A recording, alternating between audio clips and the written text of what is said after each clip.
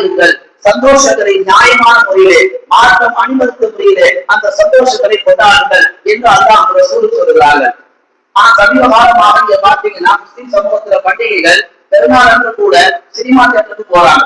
பெருநாளன்று கூட நோம்புடைய கையோட ஒரு மாசமா வாய் அடைச்சு வச்சிருந்தோம், போய் இன்னைக்கு ஏதாவது ஒரு வாயை ஊந்துனதா என்று சொல்லி மதுவை கையில எடுக்கிறாங்க. அதான் கொண்டாட சொன்னாரு. அல்லா கொண்டாட சொன்னான்னா சொந்த பந்தங்களோடு போய் உற்றார் உறவு முறையில உறவு வளர்க்க சொன்னான், பெற்றோருக்கு துவாவை பெற சொன்னான், ஏழைகளுக்கு குடுத்து உதவ சொன்னான். இதுதான் அல்லாஹ் சொன்ன சந்தோஷம். ஒரு சினிமாவுக்கோ அல்லது கிளப்புக்கோ பாருக்கோ போய் நீ செஞ்ச நன்மையெல்லாம் நாசமாக்கி நீ சந்தோஷமா இருக்கின்ற பேர்ல அதுதான் சந்தோஷம் என்று பிறருக்கு வழிகாட்டுவது என்பது இந்த மார்க்கத்தின் பார்வையில தவறு என்று அல்லாஹ் குறிப்பிடுகிறார். பெரும்பாலான பண்டிகை நீங்க பாத்தீங்கன்னா ஈதுதான். இந்த ரெண்டு பண்டிகையில முஸ்லிம் சமூகம் ஒரு வட்டத்துக்குள்ளே என்ன செய்யாங்க, அந்த சந்தோஷங்களை பரிமாறிக்கிறாங்க. ஒரு வட்டம் தான். அந்த சந்தோஷங்களை ஊர்ல கொண்டு போய் சேர்க்கிறோம், எல்லாத்தையும் பகிரணும். அந்த பரந்த மனப்பான்மை முஸ்லிம் சமூகத்தில் உள்ளங்களை எடுபட்டு போய்விடுச்சு. 4 சூழலுக்கு கொண்டாட வேண்டிய பண்டிகை அல்ல ஈது திருநாள், ஈத் அல்வா. நாம் சொந்த பந்த எல்லோருக்கும் போய் நம்முடைய ஆசைகளையும் நம்முடைய அந்த சந்தோஷங்களையும் அந்த மகிழ்ச்சியும் வெளிப்படுத்த வேண்டிய தருணம் தான் நோக்கு பெருநாள். அப்படிப்பட்ட பெருநாளை பற்றி அல்லாஹ் குர்ஆன்ல சொல்லுவான், வைதா அய்யத்தும் தாய். முஸ்லிம்களில் யாராவது உங்களுக்கு சலாம் சொன்னார், பொதுவா நாம எப்போ சலாம் சொல்லிடுவோம், எல்லா நேரம் சலாம் சொல்றது கிடையாது, வேலைகளை மறந்துடுவோம். அதிகமா சலாம் சொல்ற நாள் பாத்தீங்கன்னா பெருநாள் நீங்க சலாம் சொல்லுவோம். சொந்தக்காரங்க வீட்டுக்கு போக சொல்லுவோம், அதை தொழுது வரவங்களை எதிர்த்தாப்புல பார்த்தா சொல்லுவோம். யாரு சுத்திக்கிறோம் அன்னைக்கு எல்லாருக்கும் சலாம், அன்னைக்கு மட்டும் ஆஃபர் ரெடி பண்ணது எல்லாருக்கும் சலாம் சொல்லலாம். அதுக்கு முதல் நாளும் அதுக்கு பின்ன நாளும் கிடையாது. சலாம் சொல்லக்கூடிய விஷயம் நல்லா சொல்றான், உங்களுக்கு யாராவது அஸ்ஸலாமு அலைக்கும் என்று சொன்னால் நீங்கள் அதே வார்த்தையை திரும்ப சொல்லுங்கள். இல்லாவிட்டால் அந்த அஸ்ஸலாமு அலைக்கும்க்கு பகரமாக சிறப்பான வார்த்தை கூடுதலாக சேர்த்து வஅலைக்கும் ஸலாம் வரஹ்மத்துல்லாஹி வபரகாத்துஹு என்ற அழகிய வார்த்தைகளை உங்களுக்கு சலாம் சொல்லக்கூடியவர்களுக்கு பதில் சலாமை அழகுபடுத்தி சொல்லுங்கள்.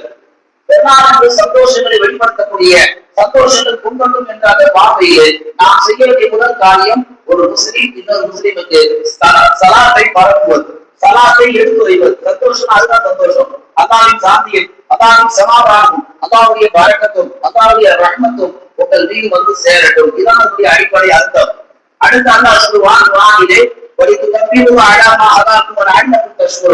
அல்லாஹ் உங்களை நேரான பாதையில் வாழ செய்கிறார். நேரான பாதை அல்லாஹ் உங்களை வழிநடத்துகிறார். ரமலான் மாதத்துக்கு பாருங்க, அல்லாஹ் நம்மளை நேரான பாதையில வழிநடத்தலாம். நேரான பாதையில நம்ம அல்லாஹ் வாழ செய்யலாம்.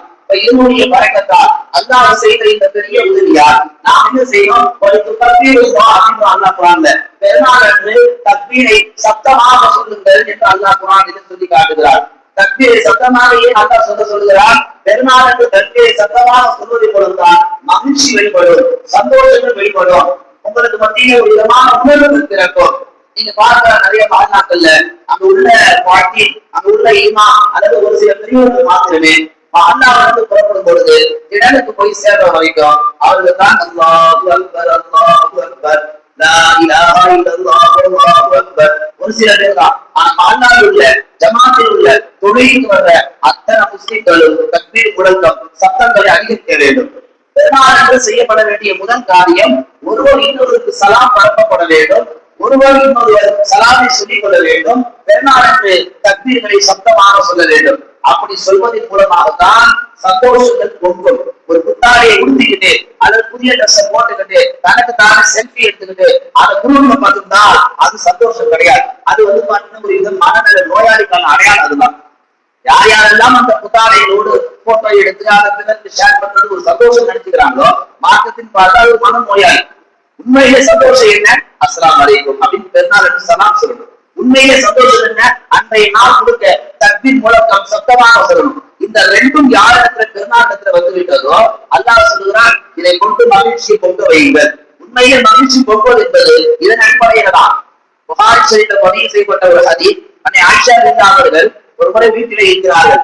வீட்டிலே இருக்கின்ற பொழுது அன்சாரி குலத்தை சேர்ந்த 2 பெண்கள், 2 சிறுமிகள் ஆயிஷா ரலியல்லாஹுடைய வீட்டுக்கு